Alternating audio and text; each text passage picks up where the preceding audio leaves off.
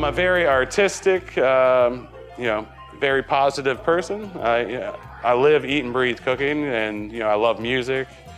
I just find myself trying to push myself and trying to teach others in education and understanding history.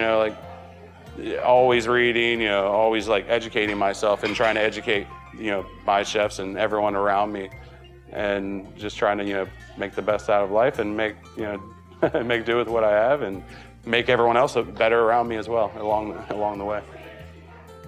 My mother, she was an okay home cook. She was a really excellent baker, but she wasn't the best cook. So maybe that had some kind of, I don't have any stories of grandma, I'm not your traditional cook that grew up in the kitchen. My father was a good, cook, Italian cook. He cooked, really good pastas and things of that nature.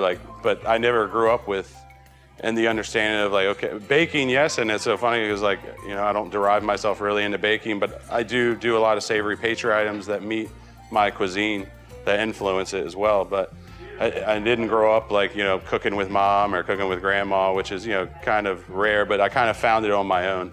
To me, my mom passed away when I was 15, so I had to cook for myself. My father was working, so I always had to cook for myself. And I think that's where the drive and passion for cooking kind of came from and stemmed from, starting to cook on my own at such a younger age and, doing it in the kitchen, at work and then doing it at home too. So I kind of found that love and passion for it that way.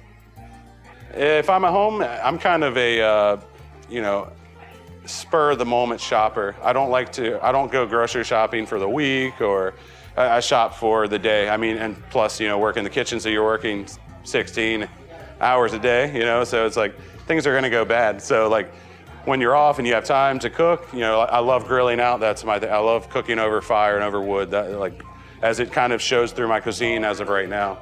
So I always go to whatever market and gather what looks good that day. So even at home, I still like to cook whatever's local, because understandably, of what the nutrients are. Once you have that kind of understanding, that's kind of how you want to eat yourself too.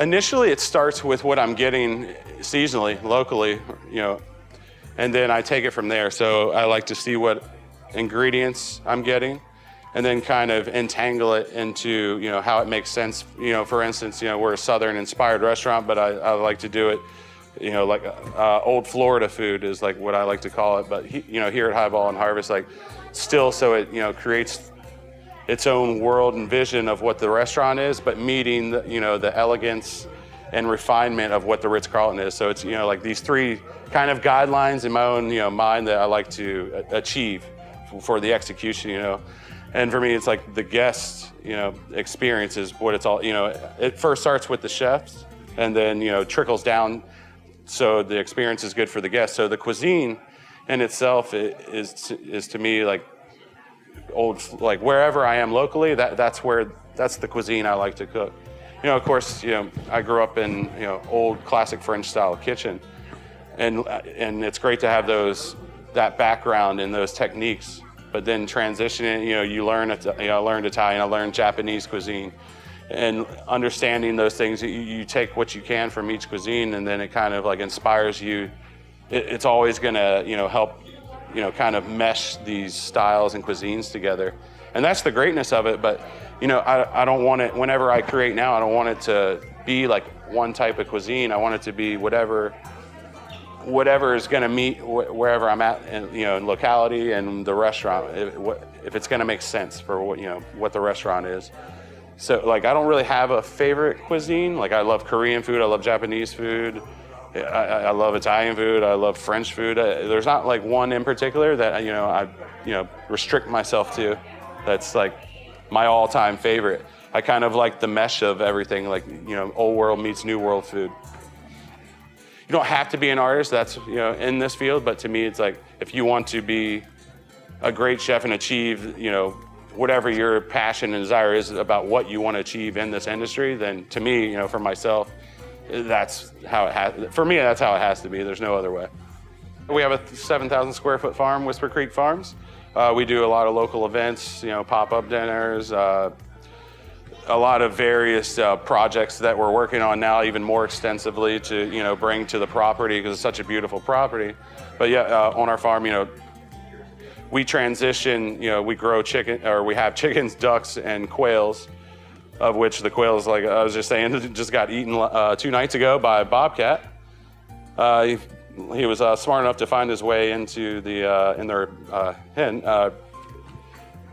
But we transition where they are grown and then move them around so it's natural fertilization for the, like the produce that we produce out of the farm. So it's kind of like this, rotating situation. So it's, helping the animals and helping the crops at the same time for what we're getting.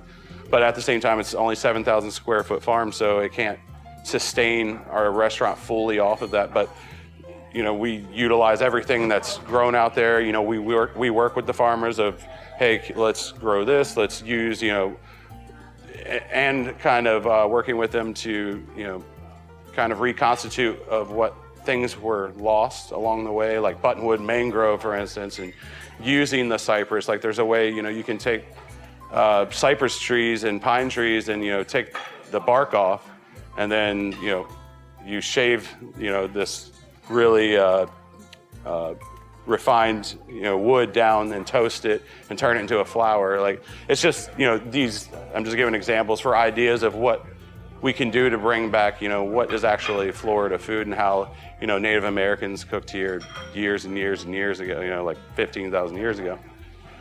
The items that, I'm clinging to more Florida, like such as wild boar, it's one of the most native, mammals to Florida.